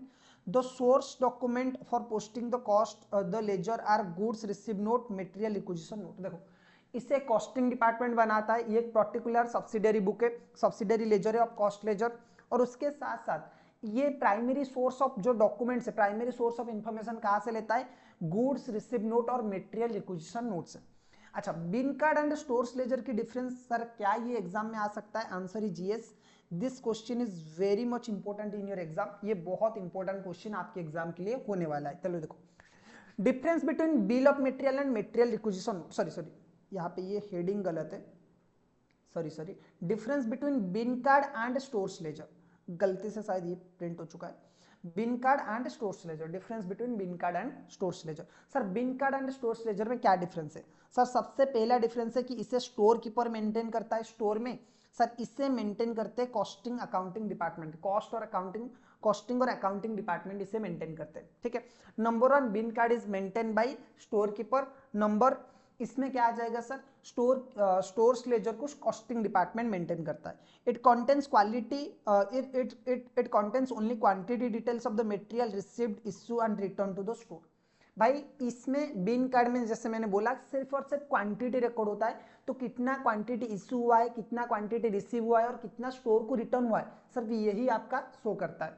जबकि it contains both, stores ledger में क्या होता है, बोथ क्वांटिटी एंड वैल्यू दोनों रिकॉर्ड किया जाता है। स्टोर्स लेजर में क्या किया जाता है, बोथ क्वांटिटी एंड वैल्यू दोनों रिकॉर्ड किया जाता है, ठीक है।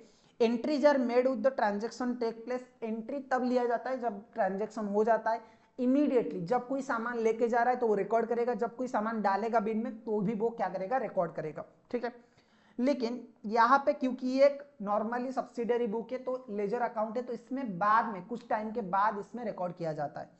Each transaction is posted individually, एक ट्रांजेक्शन इंडिविजुअली पोस्ट किया जाता है। ट्रांजेक्शन में भी समराइज्ड एंड देन पोस्टेड। एक दिन में कितना सामान एक बिन से गया, कितना सामान आया, वो एक दिन में बहुत सारे रिकॉर्ड के साथ मेंटेन किया जाएगा। लेकिन एक दिन में टोटल कितना सामान आया है, टोटल कितना सामान गया है और टोटल बैलेंस कितना है, वो आप एक ही लाइन पे मेंटेन कर सकते हो ऑन द स्टोर्स लेजर। तो स्टोर्स लेजर में जैसे आप मॉडर्न लेजर अकाउंट्स बनाते हो उसी टाइप का समराइज फॉर्म में रिकॉर्ड्स को मेंटेन किया जाता है। जबकि बिन कार्ड जो है वो एक रॉ डाटा है जिसमें आप सिर्फ और सिर्फ कैलकुलेशन, जैसे आपने किराना की स्टोर देखा होगा ना, खाता बुक, ठीक है, जो खाता में वो लिखते हैं कि कितना सामान आज एक दिन में मैंने बेचा है, कितना खरीदा है, तो वो उसी टाइप का होता है bin card. Okay, inter departmental transfer do not appear in the bin card. अगर एक डिपार्टमेंट से दूसरे डिपार्टमेंट में गया है और एक बिन से दूसरे बिन में गया है वो रिकॉर्ड नहीं होता है। जबकि material transfer from one job to another are recorded in the costing purpose. Stores ledger में एक डिपार्टमेंट से अगर दूसरे डिपार्टमेंट को सामान इशू किया गया है, मटेरियल इशू किया गया है, तो वो रिकॉर्ड किया जाता है, व्हेयरएज बिन कार्ड में ये रिकॉर्ड नहीं किया जाता, ठीक है। चलो सर, सर उसके बाद हम लोग बात करेंगे इन्वेंट्री कंट्रोल के बारे में। इन्वेंट्री कंट्रोल जिसमें सबसे इंपॉर्टेंट स्टेज है आपकी label setting. Different different labels की हम यहाँ पे बात करेंगे। देखो लेबल्स की अगर हम बात करें तो लेबल सेटिंग में आपके लेबल्स को, आपकी मटेरियल की जो स्टॉक है वो कुछ अगर आप लेबल में रखते हो तो फायदा क्या होता है सर, बहुत ही इंपॉर्टेंट बेनिफिट इसमें ये है कि आपको पता चलता है कि आपको कितना स्टॉक हाईएस्ट रखना है, कितना लोएस्ट रखना है। कभी भी आपका ओवर स्टॉकिंग और अंडर स्टॉकिंग नहीं होगा। अगर अंडर स्टॉकिंग होता है तो उस टाइम पे आप प्रॉपर प्रिकॉशन ले सकते हो। तो लेबल सेटिंग अंडर मटेरियल की जो स्टोरेज है उसको डिफरेंट लेबल में डिवाइड किया गया है, like your maximum label, like your reorder label, like your minimum label and danger label. ठीक है, तो इन चारों लेबल्स में और एक लेबल और भी आ जाएगा जिसका नाम है एवरेज स्टॉक लेबल, जिसका नाम है average stock label, average stock label. ठीक है, तो सर लेबल सेटिंग पे तो क्वेश्चन कंपल्सरीली आपका आएगा। अगर मटेरियल में कोई भी क्वेश्चन आता है आज के टाइम पे तो वो नॉर्मली लेबल सेटिंग का होता है, या फिर तो वो क्या होता है, ईओक्यू का हो सकता है, या फिर वो फीफो या फिर लिफो मेथड का हो सकता है। ठीक है, तो हर चीज को हम लोग सॉल्व करने वाले। तो सबसे पहले बात करते हैं सर लेबल सेटिंग का। लेबल सेटिंग में आपका क्या है, चलो देखो सबसे पहले बात करेंगे सर मैक्सिमम लेबल की। मैक्सिमम लेवल क्या होता है, मिनिमम लेवल क्या होता है, इसका मैं आपको शॉर्ट रिवीजन कर रहा हूं। ठीक है, इसका ऑलरेडी एक डिटेल्ड वीडियो है तो मैं यहाँ पे लॉजिक आपको नहीं बताऊंगा। ठीक है, अगर आपने पढ़ाई नहीं किया है तो वो क्या कर सकते हो, वो जो लेबल सेटिंग का वीडियो है वो जाके आप देख सकते हो। लेकिन यहाँ पे मैं क्या करूंगा, सिर्फ और सिर्फ फॉर्मूला डिस्कस करूंगा। So sir what do mean by maximum level. Maximum level क्या बोलता है कि भाई इतना स्टॉक आपकी, इतना मैक्सिमम अमाउंट का स्टॉक आपकी स्टोरेज, आपके स्टोर हाउस में रह सकता है और आपके स्टोर्स में रह सकता है। Highest level of quantity for any material which can be held as stock at any time. किसी भी टाइम में स्टोर में जितना मैक्सिमम लेवल का स्टॉक रख सकते हो आप, उसे बोला जाता है मैक्सिमम लेवल। सर इससे ज्यादा अगर आप हम लोग स्टोर करके रखते हैं तो वो ओवर स्टॉकिंग बोला जाएगा। ठीक है, मैक्सिमम लेवल से अगर आप ज्यादा स्टॉक अपने पास रखते हो तो वो क्या हो जाएगा, ओवर स्टॉकिंग बोला जाएगा। Any quantity beyond this label cause extra amount of expenditure due to engagement of the fund, cost of the storage and obsolescence. Sir what is the formula of maximum stock level. Maximum stock level का formula बहुत ही simple है, reorder level plus reorder quantity minus minimum consumption into minimum reorder period. एक बात बता दो students, मैं यहाँ पे लॉजिक नहीं बता सकता क्योंकि वीडियो बहुत लंबा हो जाएगा। हम यहाँ पे सिर्फ रिवीजन कर रहे हैं तो इसीलिए आपको फॉर्मूला बता रहा हूँ। अगर आपको लॉजिक वगैरह जानना है तो ऑलरेडी मैंने एक वीडियो अपलोड किया था, क्यों ऐसा फॉर्मूला बनाया गया है, किस तरह किसी लिए बनाया गया है, तो ये आप वहां से कलेक्ट कर सकते हो, मतलब वहां से वो देख सकते हो। ठीक है, चलो मिनिमम स्टॉक लेवल क्या है, highest level of quantity for any material which can be held as stock at any time. Highest level of quantity, highest level of quantity of material, highest level of quantity for any material which can be held as stock at any time, any quantity beyond this level cause extra cost। इसकी formula क्या है, बहुत ही simple सा formula है इसका, maximum stock level equal to reorder level plus reorder quantity. अच्छा sir reorder quantity question में कैसे पता चलेगा, इसका सिंपल आंसर है ईओक्यू। इसका सिंपल आंसर क्या है, EOQ, economic ordering quantity. So reorder level plus reorder quantity minus minimum consumption into minimum reorder period. Okay, तो ये आ जाएगा आपका मैक्सिमम लेवल का formula, reorder level plus reorder quantity minus minimum consumption into minimum reorder period. Sir minimum stock level की अगर हम बात करें तो मिनिमम स्टॉक लेवल कैसे आएगा, बहुत ही सिंपल है। मिनिमम स्टॉक लेवल का मतलब है कि भाई इतना लोएस्ट, इससे लोएस्ट आप नहीं रख सकते। Lowest level of the material stock which must be maintain in hands of all the time so that there is no stoppage of the production due to non availability of the material. भाई material की unavailability की वजह से, material की non availability की वजह से अगर आपका प्रोडक्शन बंद होता है तो ये बहुत बड़ा लॉस है किसी भी कंपनी के लिए, किसी भी ऑर्गेनाइजेशन के लिए। फॉर दैट रीजन इतना तो मिनिमम स्टॉक आपको ना गोडाउन में और आपकी स्टोर में रखना ही पड़ेगा। सर मिनिमम स्टॉक लेवल कैसे आएगा, बहुत ही सिंपल है, देखो minimum stock level equal to reorder level plus reorder level minus average consumption rate और average reorder period.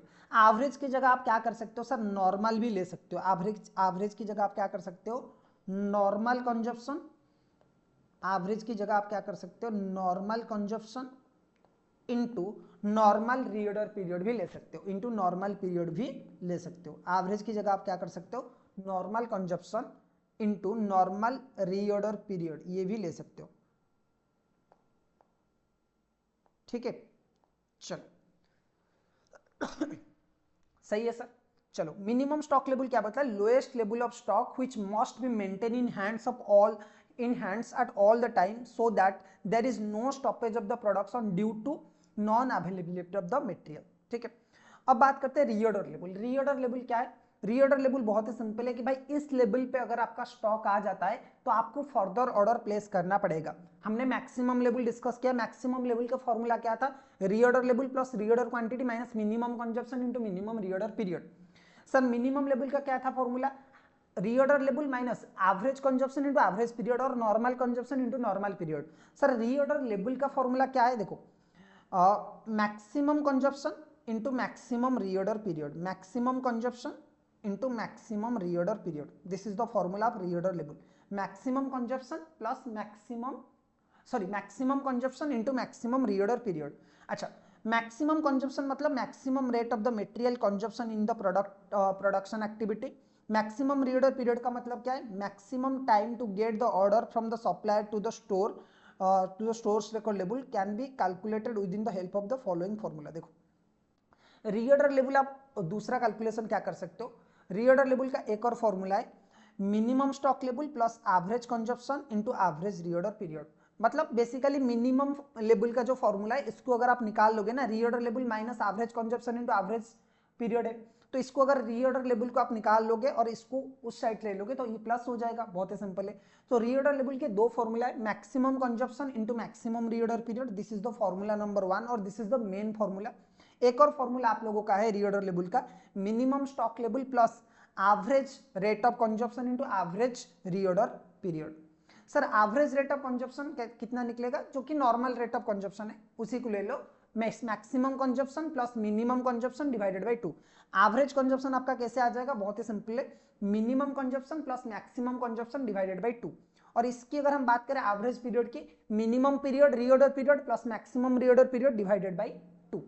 Average stock level की अगर हम बात करें, सर एवरेज स्टॉक लेवल क्या है, सर एवरेज स्टॉक लेवल बहुत ही सिंपल है, maximum level plus minimum level divided by 2, that is your average stock level. Average stock level कैसे निकलेगा सर, एवरेज स्टॉक लेवल निकालने का बहुत ही सिंपल सा फॉर्मूला है, maximum stock level plus minimum stock level, maximum level plus minimum level divided by 2। Sir what do you mean by buffer stock, sir buffer stock का मतलब क्या है, बहुत ही सिंपल है, some quantity of the stock may be kept for contingency to be used in case of sudden order, so stock is known as buffer stock. Buffer stock मैंने आपको एक एग्जांपल दिया था, जैसे बहुत सारे लोग होते हैं ना, लड़कियां फोन की कवर के नीचे 500 रुपए 100 रुपए रखते हैं, वो इमरजेंसी के लिए होता है उनका, तो वही बफर स्टॉक मतलब कुछ स्टॉक आपके पास ऐसे होगा कि जब आप कभी यूज नहीं करोगे, सिर्फ और सिर्फ इमरजेंसी और सडन ऑर्डर के टाइम पे यूज करोगे, उसको बोला जाता है बफर स्टॉक और safety stock. Okay sir danger level की बात करें तो डेंजर लेवल कैसे निकलता है, देखो it is the level at which normal issue of the raw material inventory are stop and emergency issue are only made. जब आपकी स्टॉक लेवल मिनिमम लेवल से भी कम हो जाए तो उस टाइम पे आपको क्या करना पड़ेगा भाई, डेंजर लेवल आपका आ जाएगा, और डेंजर लेवल में आपको क्या करना है, सिर्फ और सिर्फ जो एसेंशियल प्रोडक्शन है वही करना है, नॉर्मल जो इशू होता है मटेरियल का वो नहीं करना है, अननेसेसरी स्टॉक के लिए आपको इशू नहीं करना है, जो इंपॉर्टेंट ऑर्डर से उसी को आपको फुलफिल करना पड़ेगा। डेंजर लेवल सर कैसे निकलेगा, एवरेज कंजप्शन और मिनिमम कंजप्शन। देखो कुछ लोग यहाँ पे मिनिमम कंजप्शन भी ले लेते, तो एवरेज कंजप्शन और मिनिमम कंजप्शन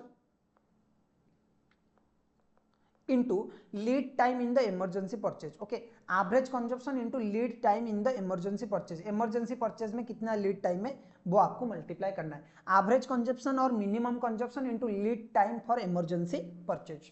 ठीक है, तो एक बार रिवाइज करते हैं सर टोटल फॉर्मूला क्या क्या है, क्योंकि ये सबसे इंपॉर्टेंट पार्ट होने वाला है आपके एग्जाम में। देखो मैक्सिमम स्टॉक लेवल, इसका क्या फॉर्मूला होने वाला है sir, reorder level plus reorder quantity minus minimum consumption into minimum reorder period. Sir minimum level का क्या होना चाहिए, बहुत ही सिंपल है, reorder level minus average consumption rate into average reorder period. Sir reorder level का क्या फॉर्मूला होना चाहिए, बहुत ही सिंपल है, maximum consumption into maximum reorder period. इसका एक और फॉर्मूला है minimum consumption plus average consumption into average reorder period. Sir अगर एवरेज स्टॉक लेवल है उसका क्या फॉर्मूला होना चाहिए, बहुत ही सिंपल है, average stock level maximum stock level plus minimum stock level divided by 2।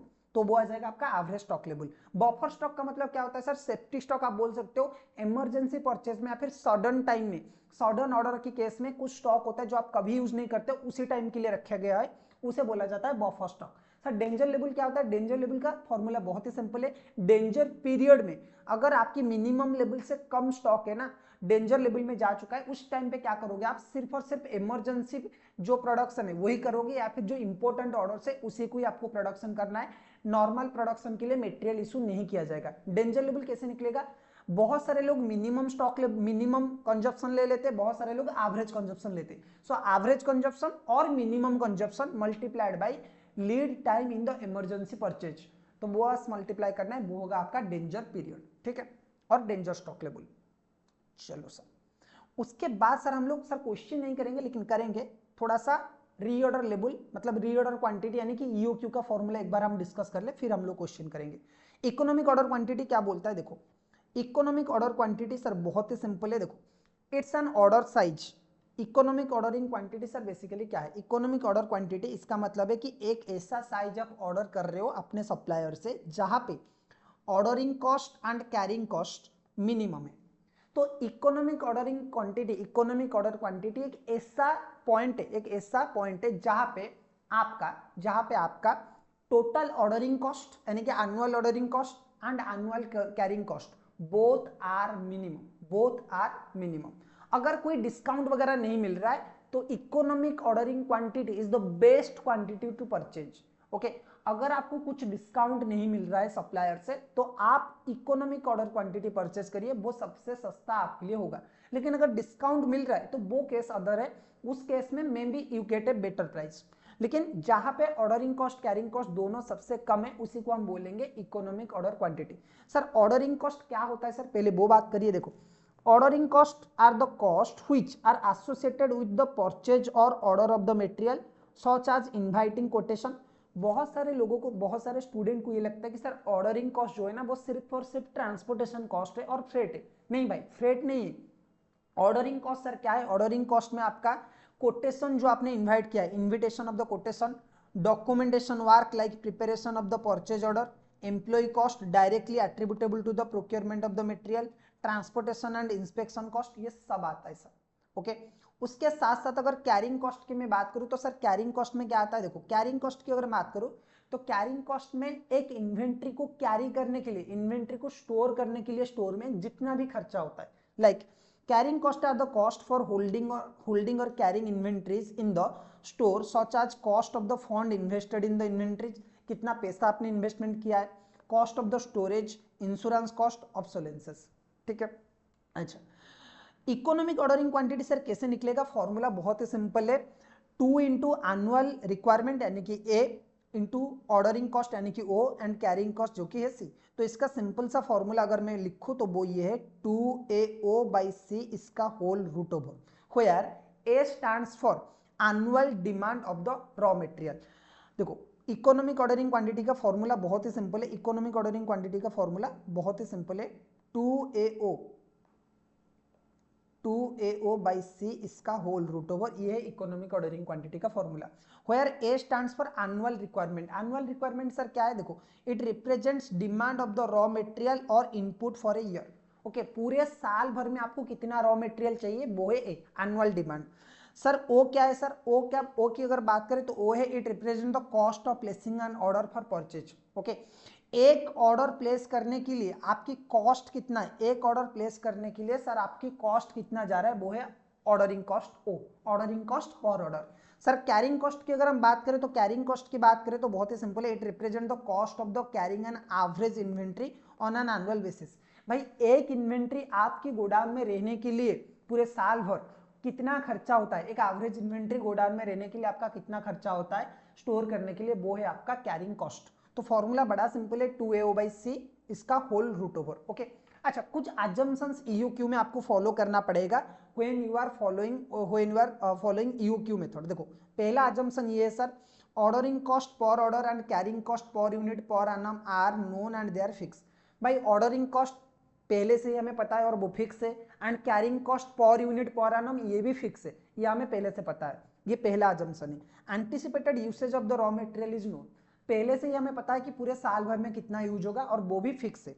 Cost per unit of the material is constant and is known as oil. कितना मटेरियल का कॉस्ट है पूरे साल भर का वो भी हमें पता है और वो भी फिक्स है। तो ये सारे जो चीजें हैं, ये सारे चीजें अगर हमें पता है तो ही हमारा क्या हो सकता है, ईओक्यू आपको पता हो सकता है, मतलब ईओक्यू आप निकाल सकते हो। The quantity of the material order is received immediately, that is zero lead time. Lead time कुछ नहीं है, इसीलिए ये भी एक अजम्पशन है। पहला अजम्पशन है कि भाई ऑर्डरिंग कॉस्ट कैरिंग कॉस्ट हम दोनों को पता है, मतलब हम दोनों हम पता है sorry, carrying cost and ordering cost दोनों आपको पता है। दूसरा है कि भाई कितना यूज होगा, एनुअल डिमांड, वो भी आपको पता है। Cost per unit of the material, ये भी आपको पता है। और there is zero lead time, मतलब आपने ऑर्डर किया वो इमीडिएटली जेप्टो में आने की तरह आ जाएगा। अगर ये चारों चीजें फॉलो होता है तो ही ईओक्यू जो है वो राइट आंसर देता है, वरना ईओक्यू जो है वो रॉन्ग आंसर देगा आपको। ठीक है, अब चलिए सर बात करते हैं प्रैक्टिकल क्वेश्चन के बारे में। ठीक है, चलिए बात करते हैं प्रैक्टिकल क्वेश्चन हम लोग सॉल्व करेंगे। तो चलो सर हम लोग एक क्वेश्चन तो करते हैं मटेरियल, जो लेबल सेटिंग का एक क्वेश्चन हम लोग सॉल्व करते हैं। चलिए बात करते हैं लेबल सेटिंग का एक क्वेश्चन। सो सर हम लोग प्रैक्टिस करने वाले क्वेश्चन नंबर 3। क्वेश्चन नंबर 3 आपकी सीएमए इंटर 2022 में आया है। ओके आपकी सीएमए इंटर 2022 में आपका आया है, 8 मार्क का ये क्वेश्चन है। और मैं बोलूंगा एवरेज वाला क्वेश्चन है, मतलब एग्जाम में ये वाला क्वेश्चन सीएमए में हमेशा आ जाता है। ठीक है, तो चलिए बात करते हैं ये क्वेश्चन में क्या है। देखो बहुत ही सिंपल है। Messrs SBJ private limited manufacture 2000 unit of a product per month. अच्छा, एक कंपनी है SJBA, messrs SJBA private limited manufacture 2000 unit of a product per month. The cost of placing an order is 1500 rupees.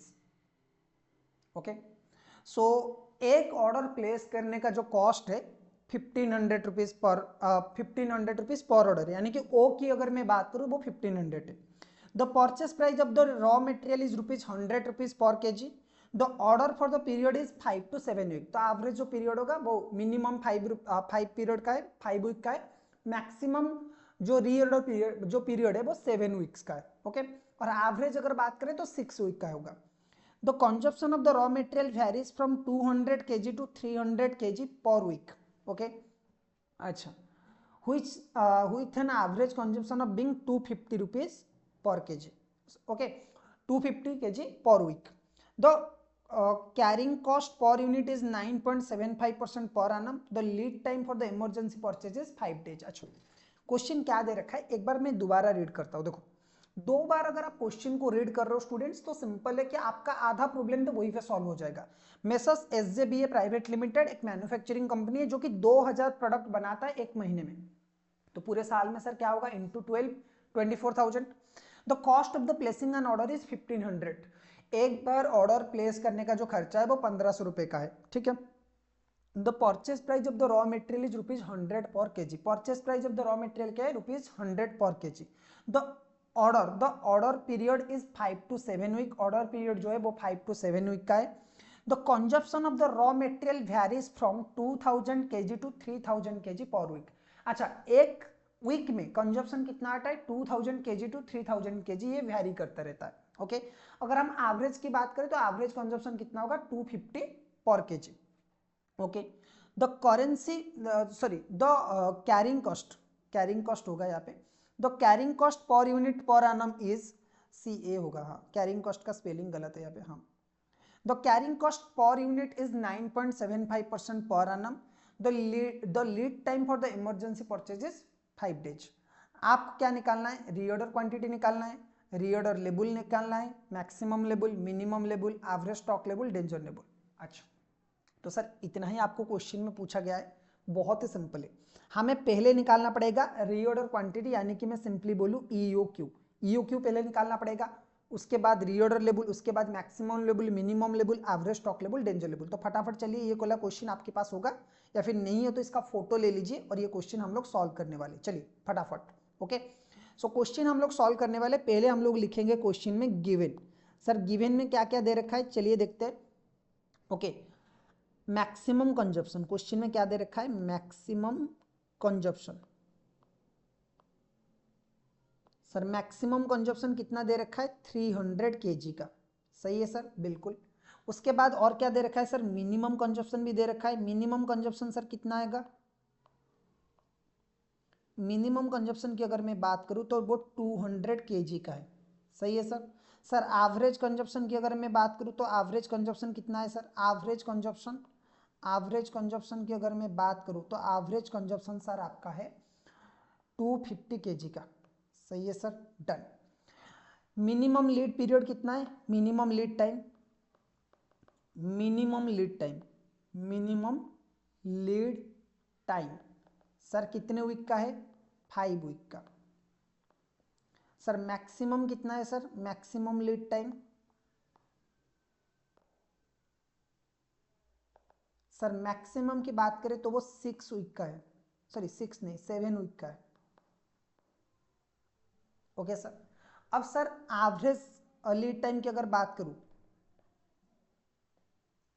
Average lead time तो sir वो कितने दिन का है, बहुत ही सिंपल है, 6 वीक का है, ठीक है सर। टोटल कंजप्शन की अगर मैं बात करूं, टोटल कंजप्शन सर कितना होने वाला है, टोटल कंजप्शन सर ये सब हमें लिखना पड़ेगा, बिल्कुल गिवन में अगर आप ये सब लिख रहे हो तो बहुत अच्छा है। 52 weeks into average consumption for each week 250 kg, ठीक है।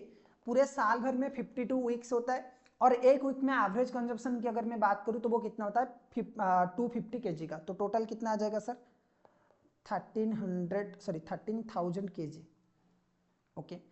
प्राइस ऑफ द मटेरियल कितना दे रखा है सर, प्राइस आपका दे रखा है 100 rupees per KG,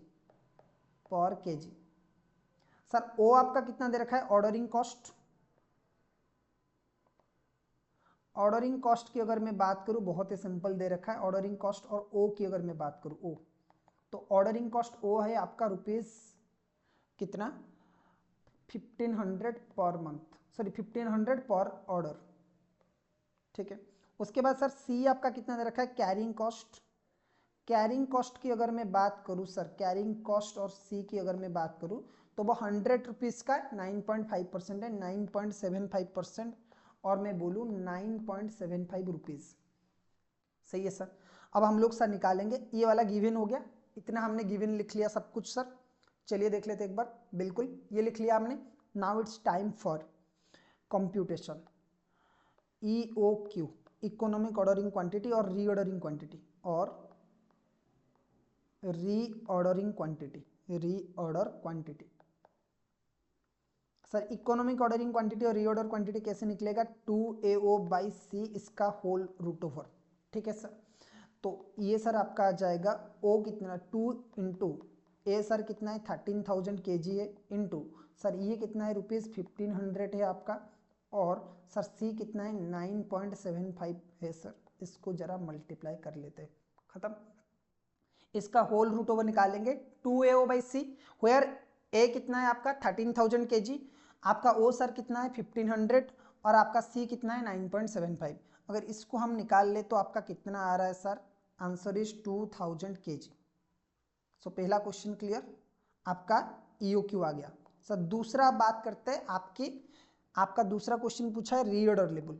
sir reorder level का फॉर्मूला क्या होगा sir, reorder level sir, reorder level का फॉर्मूला बहुत ही सिंपल है, maximum consumption into maximum time, maximum consumption into maximum lead time, maximum lead time, maximum consumption और maximum lead time. तो sir ये कैसे आएगा, मैक्सिमम कंजप्शन हमारा कितना है 300 kg का, सर मैक्सिमम लीड टाइम कितना है 7 वीक्स का है। तो सर आपका रीऑर्डर लेवल कितना आ जाएगा सर, बहुत ही सिंपल 2100 आपका आ जाएगा रीऑर्डर लेवल, ठीक है 2100 kg, ठीक है सर, हो गया।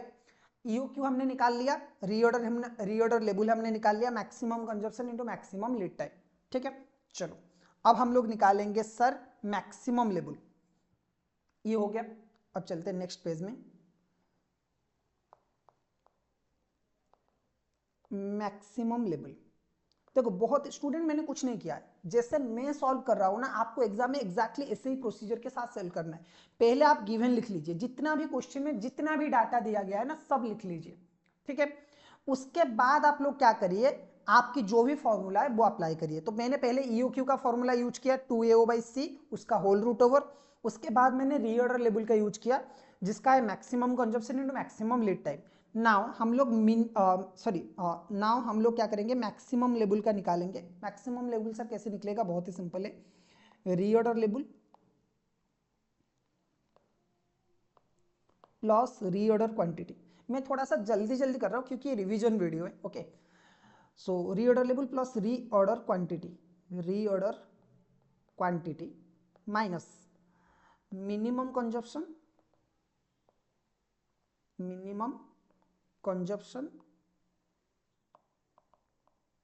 Into minimum lead time,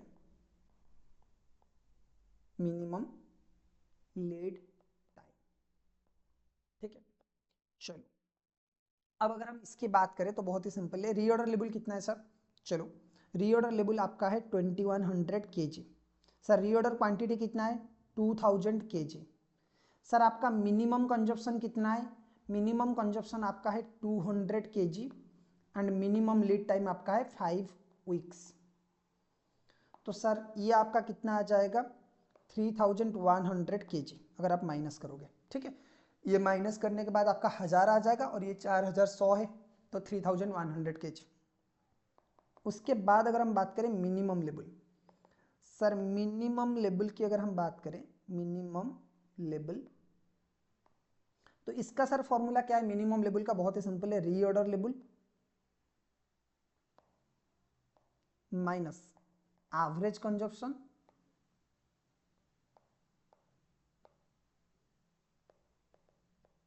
into average time,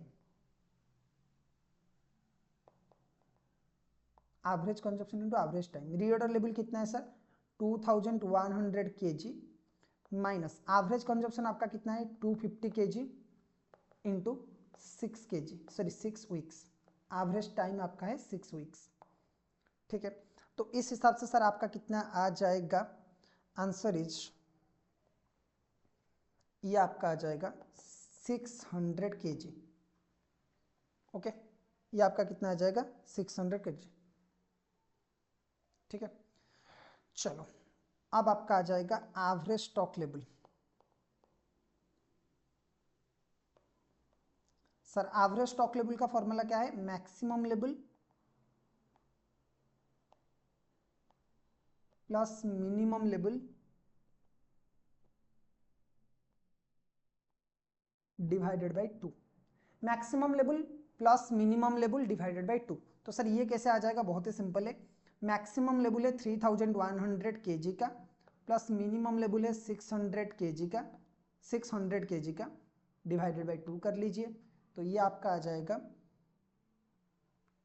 1850 kg, ठीक है।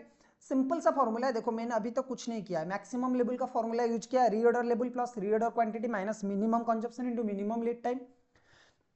उसके बाद मिनिमम लेवल का मैंने फॉर्मूला यूज किया, मिनिमम लेवल का फॉर्मूला क्या है sir, reorder level minus average consumption into average time, ठीक है। उसके बाद एवरेज स्टॉक लेवल का फॉर्मूला यूज किया, maximum level plus minimum level divided by 2। अब हम लोग यूज करेंगे डेंजर लेवल का फॉर्मूला। डेंजर लेवल, देखो डेंजर लेवल का फॉर्मूला मैंने बताया था मिनिमम कंजप्शन और एवरेज कंजप्शन भी हो सकता है। मिनिमम कंजप्शन, कुछ लोग एवरेज कंजप्शन लेते हैं, कुछ लोग मिनिमम कंजप्शन लेते हैं। Minimum consumption into lead time during danger period, during danger period, danger period, ठीक है। अब देखो बहुत ही सिंपल है, ये वाला फॉर्मूला आपको पता चल गया। अब देखते हैं, मैं यही पे कर लेता हूं। मिनिमम कंजप्शन आपका कितना है 200 kg का, ठीक है।